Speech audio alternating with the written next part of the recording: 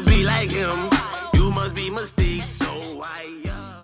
Good morning, good morning, good morning. My name is Wallace Miles, and I want to welcome you to Wake Up Wednesday, where we dive into the sea of perspective only to grow from the experiences of our own lives. What's the difference between you and a baby? About 5 to 7 feet and everything that you learned throughout your life, right? So I got a better question. What should be similar between you and a baby? So check this out. I tried to take some food from a 2-year-old. Well, I didn't try, I actually did. I know. What kind of a monster am I? But it was good though.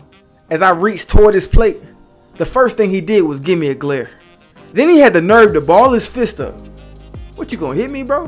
Then this little tyrant said one word. Mine.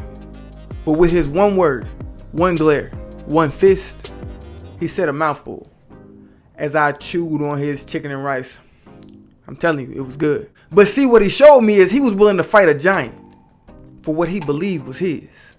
At some point in all of our lives, we learned that word mine, and we used it with belief and fervor against any force that came against us. But somewhere down the line, we lost it. We gotta have that same belief, that same fervor as we continue to grow into our lives. At some point, we're gonna believe something is ours. Whether it's a goal, a dream, family, a relationship, maybe it's just your job. But it's yours. It's mine. We have to be ready to fight for all of that with the same fervor and belief as that baby. No matter what Goliath we find ourselves coming up against.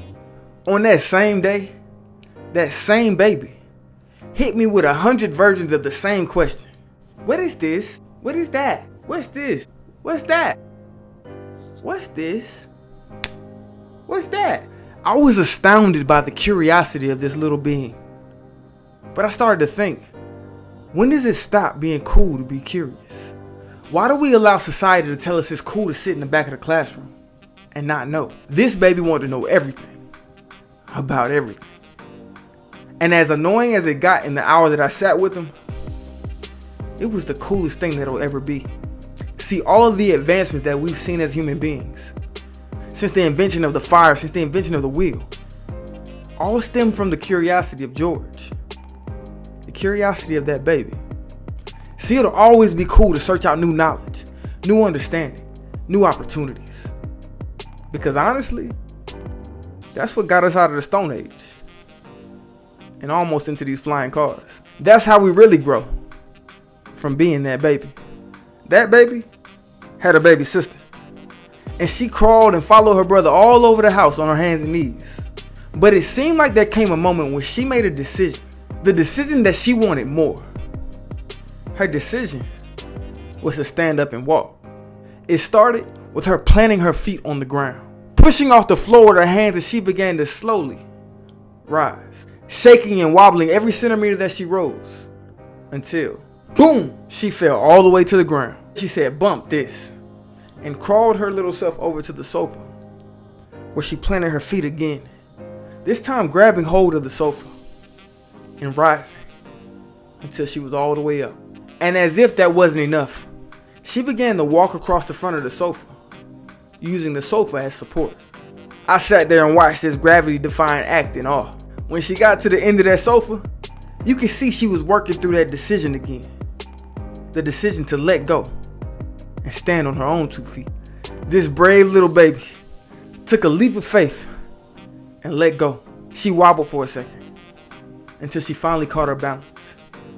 Once she felt secure in her legs and her feet, she made another decision.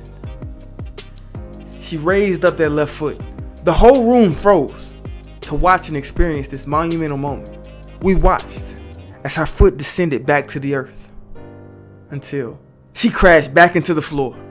As everyone in the room remembered how to breathe again, this little girl began to cry. But she didn't realize everything that she had just shown us. She decided she wanted something. She tried it and failed. She tried it and failed again. But she showed her resilience. She used the support at her disposal to take a few more steps towards her goal. And as she let go to take one more giant step forward, boom, it all came crashing down.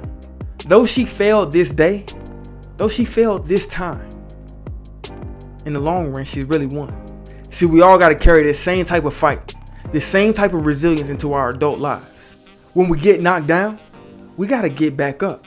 See, I saw that baby again 2 weeks later, and she was chasing her brother around the house all over again. But this time, she was doing it on her own 2 feet. We have to keep fighting for mine. Those things that we believe are for us. We have to continue to remain curious so we can continue to grow.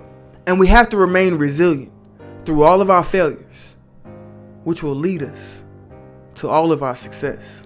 Just like those babies, we all once were. Like it, love it, you might even hate it.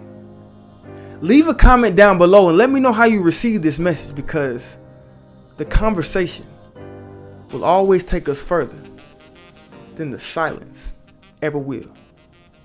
Change your cleats.